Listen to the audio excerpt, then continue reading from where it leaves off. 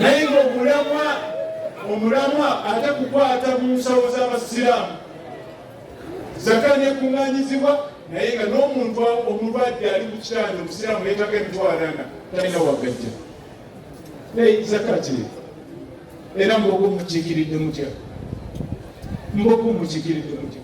Bambogo beerekereza nga Profesa bw'ayogedde n'abaga nti mutunuulira wano kafumito wano we tuli e Kampala olwatu wano omulangira singa agamba nti kakati ntemeeteme desimolo 10 mulowooza yandibadde ali mu kitiiti ate si wano wokka abaana bayimbye olimba byembadde sikulyango ne baga nti nenakasero waali waffe simanyi mugambye nawe awalala muli bakakafu mmwe muli bajja kubatwala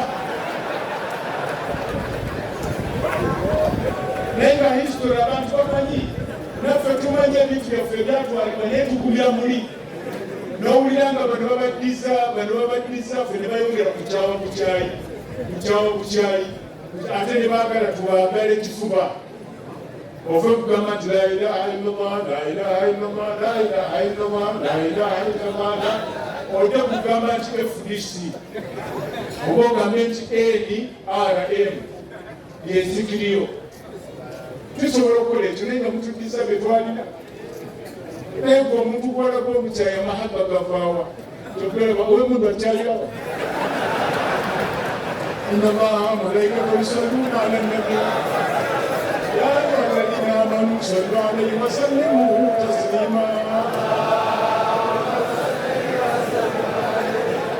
ng'anaatera okuwuzika ebigambo nabbi sallallahu alayhi wa sallama yatugamba hadithi ila hadithi al-Qudus n'olwokubanga bano ba Sheikh Lwaza batuwedde akikate nabo tobanenya kubanga tetuyinza kusiiba wano abantu bavudde wala naye nabbi yagamba ishma shi'ta fa innaka maadha mayitun nabbi yagamba nti wangalanga bw'oyagala naye beera n'obukakafu nti owangadde otya enkomerereyo ogenda kufa abandi mutunuulire bwe tuli mujjukira Amadda ga Mbogo ge twasemba okubanga baganda baffe bameka mungu batutte mutunuulire hadhara eyo bameka bonoonya nga tukyalinawo nyiza basanga abamu mungu teyabawa na warning fe atuwadde warning ne tukooma ne tukola ki buli ne babika ne balowooza nti babise gwe buli ne babika ne balowooza nti gwe babise naye ng'okyaliwo mashallah huyu anipatia pesa ya keki bwana, asante sana mjomba. Sijui thamani yake inakuwaje, lakini nitajua kisha badilisha, nitajua alafu nipige simu nishukuru sana. Baganda bafa ishma ashita fa innaka mayitun mugoberere omukulu Mbogo gwe yalika oba mwagala oba temwagala muwangala obulamu bwammwe naye mugenda genda Mbogo gyakolesa liya sente z'Abasiraamu bano odiringa ng'odiringira mu Busiraamu odiringa ate bamala okudiringa ate otandika okwewozaako ate oyinza okulinnya ambulance ng'otomanya nti ogenda mu ddwaliro sallu ala nabi oyinza okuteekebwa mu ambulance nolowooza nti ogenda mu bubino naye kata otuuka otya mu ddwaliro ate n'ogamba nti ze saategedde nti nange mbadde nzija mu ddwaliro ebyo byonna byonna bwewuusa mukole bye mukola nga mumanyi nti enkomerero okukola ki fenna ishma ashita fa innaka mayitu wahbib man shita fa innaka mufariqu yagala byoyagala naye ogenda bireka kuŋŋaanya nga n'ebyabasiraamu otadde gande fuga abasiraamu banno mu ngeri ey'amankwetu n'obalitsa akayirikombe basiraamu ku kyalo bakaaba gwe okaddiye okaddiwa naddwale okaddiye okaddiye nabwakabi okulumira mu ddwaliro oli ku kimuwedde etwale ndinesentya etwale ebulamu yandinesentya banda bo bwebakabira etwale lijja kugenda mu maaso banga abamatwale bangi abafudde ne bateekamu abaki wetuuka wootukogambe nti kaddara Allahu wa mashafa oli naye ate noddira etwale ate erikumenya ebboka ennyini ebbanga ate oyagala kulirekera mwana ate omwana yaba atwala etwale ate naye atambuze paka naye omugongo gukoleki ahbibu man shita kola byonna by'owulira ng'oyagala bikole, ezengalo kumpa za bwereere zengamba matwale.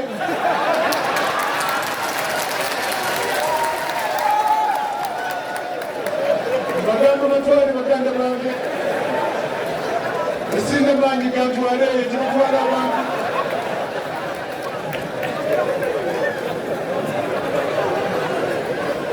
Mutegedde bulungi. Era ne bwengenda mu kooti nali njogera ku maki sallu ala rasulillah. Batimanya amatwale bakaddi ewamu ebimala akati ate nga lumubbaza kibona. N'agamba ekyokusatu nti wa'amal ma shi'ta fa innaka majziyun bihi. Kola gwe nga bw'oba oyagadde, buli ky'onookola Katonda kyagenda okusasula. Buli kyokola Katonda kyakola ki? Kyakusasula. Beera wano nga ogenda okutwala engato z'abantu abazze, Katonda bw'atyo bw'agenda okusasula. Beera wano ng'ogenda kutulipootinga bubi, Katonda agenda kusasula. Beera wano ng'ogenda kutandika fitina okuva olwaleero, Katonda agenda kusasula. Beera wano ezebasa namba sondana kusula. Kunyingi mwana nga tuyimiridde kutoola salaamu. Muli bamemba ba palamenti, muli omweka Allah malaikatu yusalluna ala nabi ya ayyuha alladhina amanu sallu alayhi wa sallimu taslima. Inna Allaha wa malaikatahu yusalluna ala nabi ya ayyuha alladhina amanu sallu alayhi wa sallimu taslima. Mulabye amatwale bwe gasudde bamemba b'ab'embu abo baleeta bisige Mungu abasaasire mutunulire bulungi. Ekisembayo ku hadithi ya Nabi Muhammad sallallahu alaihi wasallam eyo yagamba nti wa'lamu anna sharafa al-mu'min qiyamuhu bil-layl. Era manya gwe Omusiraamu nti ekitiibwa kyo n'ensaazo kwe kuyimirako ekiro n'obeerako ebyolobbe wani. Mulimu ebintu bajjama nga tetubisobola okujjako kubirobbe wa Katonda. Abasiraamu tulina obuyinike bwe tuyitamu tubulombe wani. Ate Allah bw'oba omusaba tomulagira kyakukola. Gwesaba oba mbeera yeekunyiza akutereeza embeera.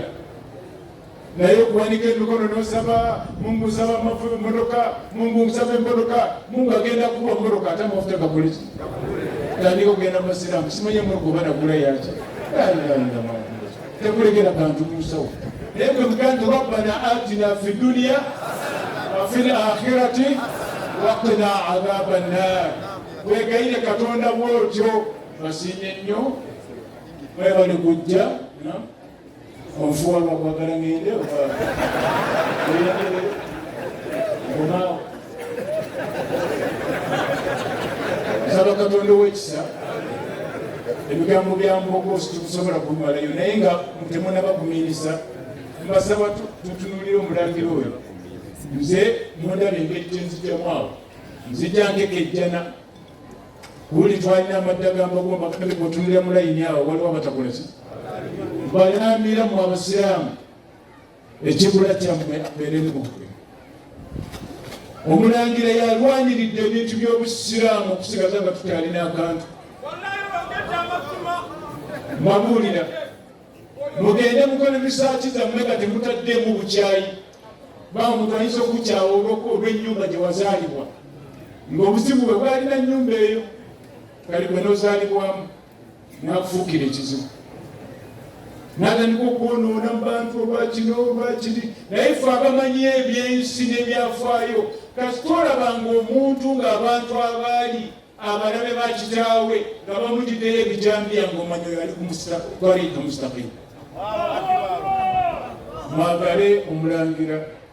Abantu bamwogerako bino ffe ababeera okumpi naye mutulaba ngulooza engeri gye tuli musalla ala rasulillah. N'omusirikale wooli akuuma nze yandibadde ankuumira ki? Omulangira talina fitina. Omulangira atutendeka, atwagaliza, atujjanjaba, atusomesa, atukubiriza okukuza abaana mu ddiini. Kati mwagala ki mu Abasiraamu? mwagala ki abantu bonna bemulaba abamu tebaafa abataliiwo naye bemulaba nga tebaliiwo tewali nsonga yonna benyini be baasima emigugu ne bagaa nti wasalaamu ala almursaliina walhamdulillahi. Saba Katonda ow'ekisa nga muzze bwanti Mungu amazzeeyo mirembe. Mwebale kunywerera ku kibuli, mwebale kujjanga buli kadde. Mungu abawe ssente, Mungu abawe ssente ya rabbil alamin. Ate nga musuubula kubanga emirimu tebatuwa, naye musuubule Mungu abateeremu omukisa. Mungu abawe abakyala. Bagambye profesa agambye nti baali ba polygamist, simanyi baani bakyala banaamwe muli ku Mukama ayamba ate nga muli n'omu. Mukama simanyi n'ayamba, Mukama simanyi n'akola ki. Muwase abakyala mubone abakyala bana, population yaffe ekole ki yeyongere buli mwaka ozaalayo abaana bana agenda okugamba kyonna kiri nga tetukyasoboka. Mungu subhanahu wa ta'ala batambuze mirembe. Bwe muba mukikunaye abantu baffe bwe mwaleeseeyo mbasange bagali mirembe, mbatuuseko salaamu okuva embuga, baga nti jjajjaabwe abatumidde ali wamu nabo kubanga ffenna yatukuŋŋaanya. Mubulidde abaaluwa we bali abaawa tewali busosoze bwe boogera. Ebyobusosoze ebyo kalaamun faariq, bigambo tebirina maki. Kale muzikirize nkomaawo ntwale omukisa okuŋŋaanya akantu kano ke bateeredde wano, nveewo nako nneme kukema bano abakulidde puroguramu. Salaamu aleikum.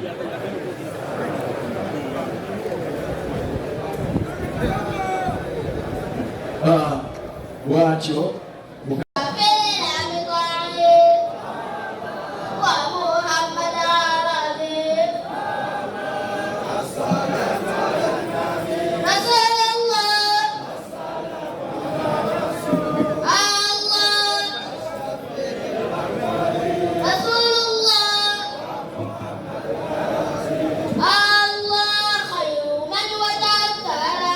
Allah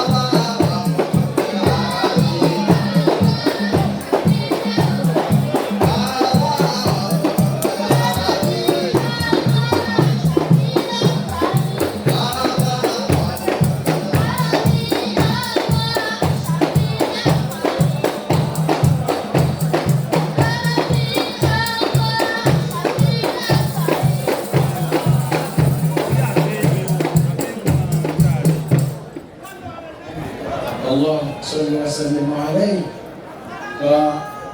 oyo yekigolooba nga asanyuka olw'obuzira nga tujjukira amadda ga Bwana Nuhu Mbogo.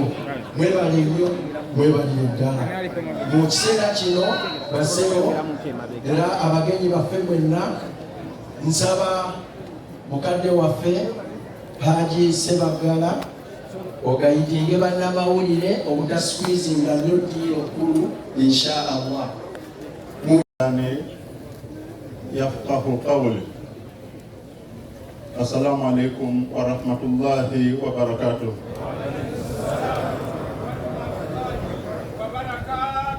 Alhamdulillah rabbil alamin, wassalatu wassalam ala abdihi wa rasulihi sayyidina Muhammad sallallahu alaihi wasallam. Alhamdulillah, tunamshukuru Mola kwa kutupa fursa ya kukusana hapa leo. Mtukufu babu wa Uislamu katika nchini Uganda na pia ni mlezi wa sasa wa urithi wa Mbogo, mwana wa kifalme Prince Kasim na Kibinge Kakungulu, mwadama wa kiroho mufti mkuu Sheikh Muhammad Shaban Galabuzi, waheshimiwa mashekhe wasomi, waheshimiwa wabunge, wadama viongozi wa kisiasa wengine, wanafamilia wa kifalme, mashuhuri, viongozi wa umma ya Kiislamu, ndugu na dada katika Uislamu, mabibi na mabwana, assalamu alaikum wa rahmatullahi wa barakatuh. Mtukufu babu wa Uislamu, naomba ruhusa nianze na maneno machache katika lugha ya Kiswahili kwa sababu mbili. Moja, nataka kusisitiza umuhimu wa hafla hii kama kitendo cha mshikamano wa Uislamu wa Afrika Mashariki. Uislamu ni dini ya ulimwengu wote, na sisi kama Wanaafrika Mashariki tunaweza kusisitiza hoja hii ili tujitambue kama familia moja. Njia moja ya kufanikisha hili jambo ni kutumia Kiswahili kama lugha ya mshikamano ya Uislamu. Ni vizuri sote tuchukue jukumu la kujifunza Kiswahili kama urithi wetu tuliopokonywa wakoloni. Sababu ya pili inanifanya nianze kwa kutumia lugha ya Kiswahili ni kuthibitisha undugu na wenzetu ambao walisafiri kutoka sehemu mbalimbali za Afrika Mashariki kuja kuhudhuria hafla hii. Sabira ekyokulya n'ekyokunywa nga nsaze ensalo. Sebo mukadde waffe Muga, mukama waffe omuyivu Supreme Mufti, abakulembeze b'enzikiriza y'Obusiraamu, bannabyabufuzi, abakulembeze buli omu kitiibwa kye, mu mwaka 1893 jjajjawo Nuhu Mbogo yawaŋŋangusibwa n'agenda e Zanzibar. N'akomawo ku lunaku lwali lwa Juni nga 25 omwaka 1895 Juni 25 bwe lwabadde olunaku lwa jjo. Emyaka giweze 127 okuva ku lunaku olwo. Ffe abakuŋŋaanye wano tewaliwo yaliwo mu myaka egyo. Ekyo nkikakasiza ddala, sinnabakuulirawo bwe bagamba nti aweze emyaka 127. Naye ebyaliwo mu myaka egyo 127 egiyise byongera okutufuga n'okutusalirawo ki kye tugenda okubeera mu nsi yaffe Uganda. Buli kyokola kati n'enkofiira zino sebo ze twambadde ziddayo emyaka egyo 2027 okubeera nti tusobola okujambala ne tweyagalira mu Uganda yaffe nga tetulina atukoonako. Ebintu ebyo ebimu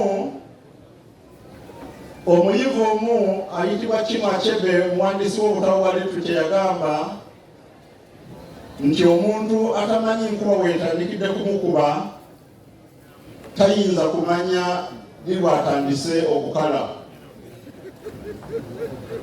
N'olwekyo kikulu nnyo ebyafaayo buli omu okubitegeera n'amanya ngeri ki gye bimufuga olunaku olwaleero. Mu kuŋŋaana kwaffe wano olwaleero tetuzze kujjukira bujjukizi nti waliwo omulangira eyagenda mu buwaŋŋanguse n'akomawo. Abalangira bangi bafulumye ne bakomawo, naye tetukola mukolo gwa kubajjukira, gwa kujjukira kikulu ekyo. Naye tuzze okujjukira enkyukakyuka ezajja olw'ebintu bisatu. Enkyukakyuka ezajja olw'ekikolwa eky'omuzungu Kapere Lugadi yasalawo n'agamba nti kati Mbogo anzitooweredde, kamusindike mu buwaŋŋanguse, Uganda si kyamusobola, era n'amusindika mu buwaŋŋanguse. Tuze okujjukira ebibala Nuhu Mbogo bye yafuna mu buwaŋŋanguse byegenda okuyitamu empolampola ng'atuuse e Zanzibar. Kubanga Abaganda bagamba nti akugoba yakulaga ekkubo, ab'emmanga mukwate nti ye ab'emmanga gye bali kampetere wano. Tuze okujjukira nti mu mwaka 1895 Mbogo yakomawo wano e Uganda, nga mu kudda kwe kyali kikolwa ky'abasajja abazungu kukkiriza nti kitulemeredde abasajja tubate batambuze eddiini yaabwe. Bino nga tebinabaawo, abasajja beekalakasanga n'ebigambo, kambajulizeeyoko bibiri ku byo. Omusajja omu ayitibwa Harry Johnston yagamba, muzungu, yagamba, it is not in the interest of Her Majesty's government that Mohammedanism should acquire any more adherents. We are forced to tolerate these people because they were here before us. Nti ffe tulina bwetaavu, gavumenti ya Nnabakyala teyagalira ddala kulaba nga eddiini eno y'Abamohammedani efuna abagoberezi abasukka ku be bayina, era tuwalirizibwa okubagumiikiriza kubanga be batusooka mu nsi wano. Ekyo mulowooza kitono nga kiva musajja alina emmundu. Ekyokubiri y'omu Harry Johnston yagamba nti these people, the Mohammedans, are opposed to the administration of Christian power. We should throw them into the Sudan where they will join their fellow polygamists.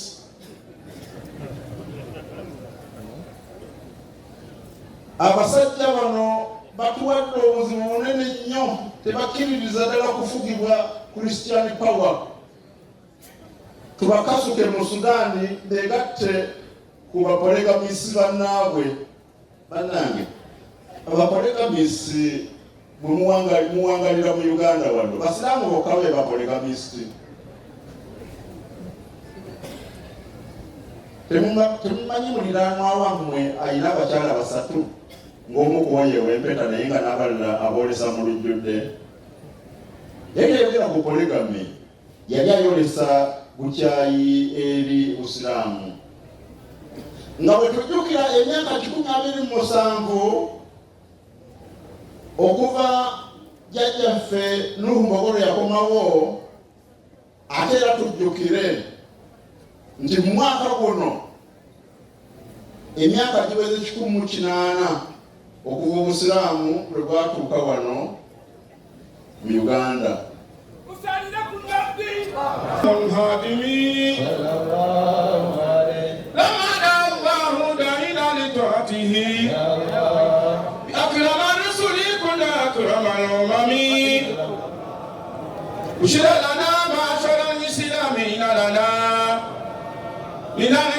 يتركنا غير منهدمين لما دعا الله دعينا لطاعته أكرم الرسل كنا أكرم الأمم محمد سيد كونين وثقلين والفرقين من عربي ومن عجمي. صلوا على النبي.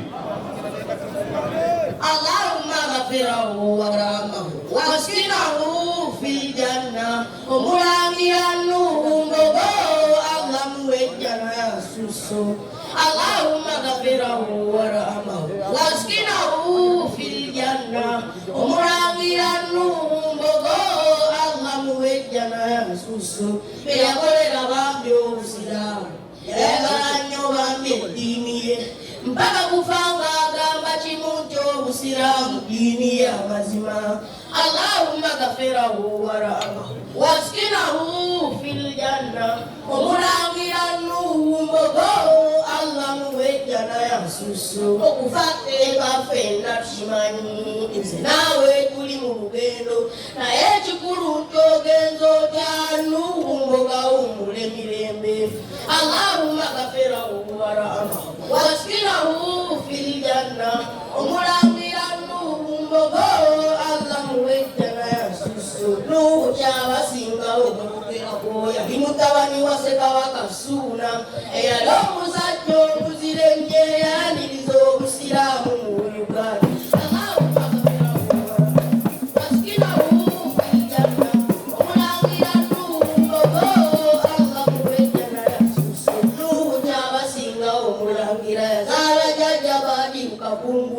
Kabungulu nazaro omulangira Dr. Kasim Buganda Kibinge.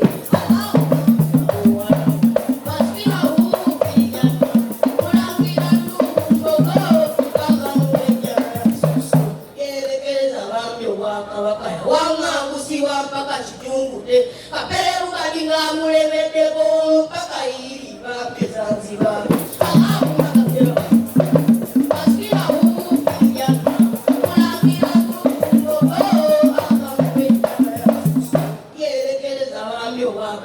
Wangagusiwa mpaka Kijungude kapere ukalinga mulemeddeko mpaka Iriba Zanzibar.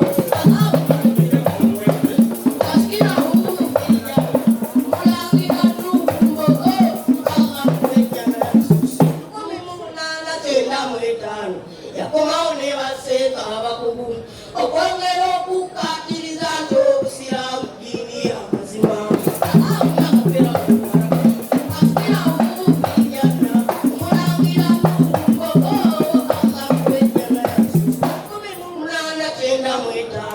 yakomawo ne baseeka abakugu okwongera okukkatiriza nti obusiraamu ddiini y'amazima.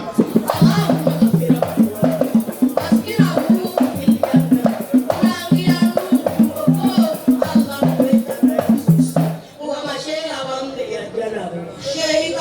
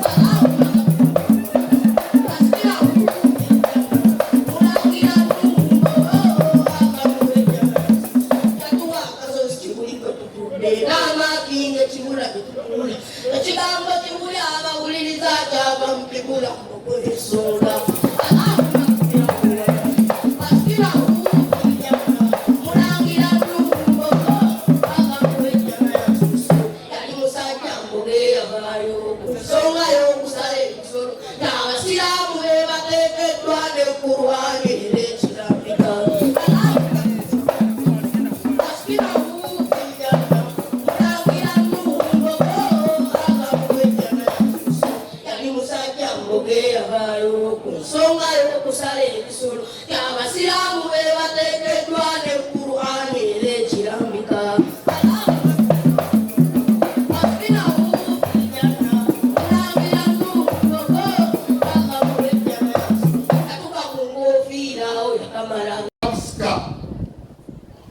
Woofiisi ya Administrator General tugiwadde omulimu olwaleero okubanga ekola ekiro n'emisana naye nga ffe tugiwadde omulimu. Mwe Abasiraamu mukimanyi bulungi nti ebyaffe nga tumaze okufa eyabiteekateeka ye Mukama waffe Allah. Tewali seeka mu baseeka agamba nti nze nga bamaali ya mufu okujjako ateeka mu nkola ebyo Allah jalla jalaaluhu bye yateekateeka. Wetwagambira